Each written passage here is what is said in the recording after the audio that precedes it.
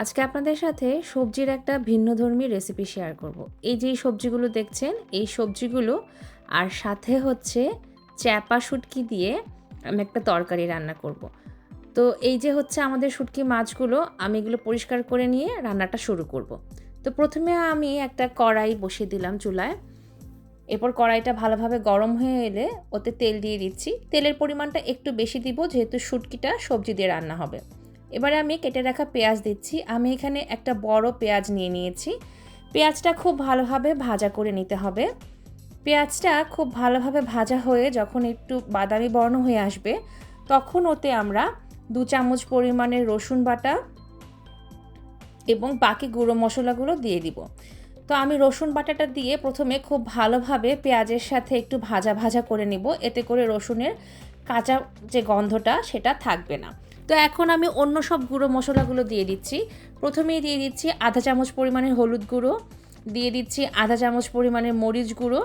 আমি একটু বেশি দিয়েছি মরিচ, আপনারা চাইলে কম দিতে পারেন পরিমাণে। দিয়ে দিচ্ছি সামান্য পরিমাণের লবণ। শুরুতে লবণ দিলে মশলার সাথে লবণটা কম দেওয়া ভালো।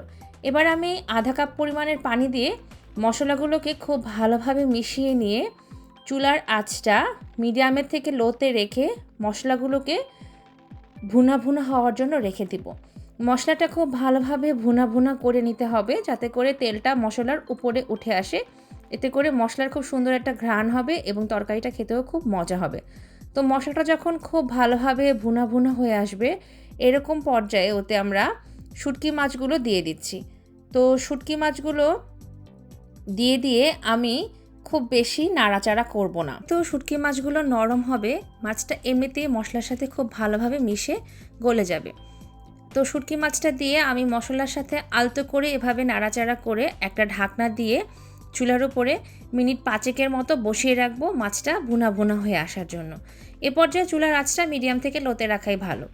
তো মাছটা যখন ভুনা ভুনা হয়ে আসবে, তখন আমি ঢাকনাটা তুলে এভাবে দেখে নিচ্ছিলাম যে মাছটা ঠিকভাবে ভুনা হয়েছে কিনা। আশা করি আপনারা দেখতে পাচ্ছেন যে একদম তরকারিটা তেল ছেড়ে দিয়েছে মশলাটা, এবং এই যে আমার মাছগুলো একদম গলে এসছে, কোনো আস্তা মাছ দেখা যাচ্ছে না।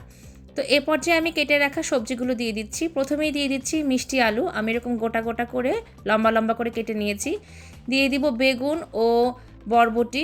আমি সবজিগুলোকে একটু লম্বা লম্বা করে বড় বড় করে কেটে নিয়েছি, এতে করে সবজিগুলো খেতেও মজা হবে আর মশলাটাও খুব ভালোভাবে মিশে আসবে। তো এখন আমি সবজিগুলোকে মশলার সাথে খুব ভালোভাবে নাড়াচাড়া করে একটা ঢাকনা দিয়ে চুলার উপরে বসিয়ে রাখবো।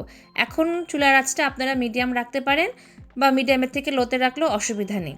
আমি এই পর্যায়ে কোনো পানি দিচ্ছি না, সামান্য পরিমাণে লবণ দিয়ে দিচ্ছি, কারণ আমি লবণের স্বাদটা চেক করে দেখলাম লবণ কম হয়েছে। তো এবার আমি একটা ঢাকা দিয়ে চুলার উপরে সবজিগুলোকে বসিয়ে দিব।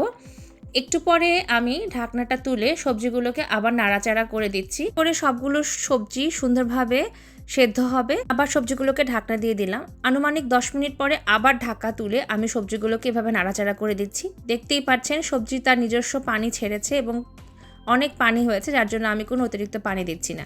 এভাবে প্রতি 10 মিনিট পর পর আমি সবজিগুলোকে ঢাকা তুলে নাড়াচাড়া করে দিচ্ছিলাম।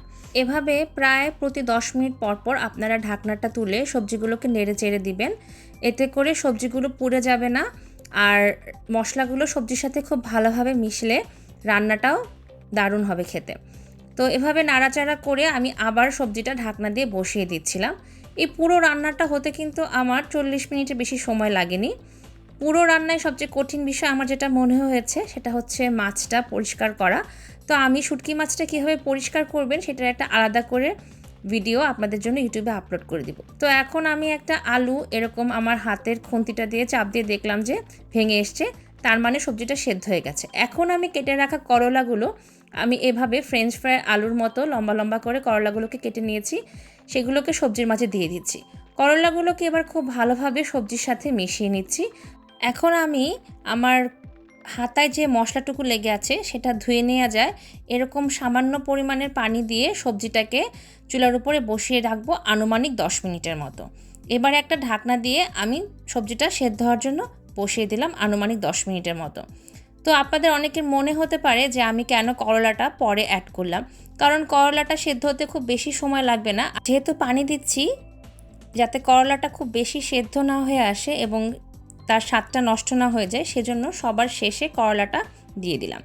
তো আনুমানিক 10 মিনিট পরে আমি ঢাকনা তুলে দেখলাম যে আমার রান্নাটা একদম হয়ে আসছে। আশা করি আপনাদেরও বুঝতে অসুবিধা হচ্ছে না যে সবজিগুলো সেদ্ধ হয়ে আসছে।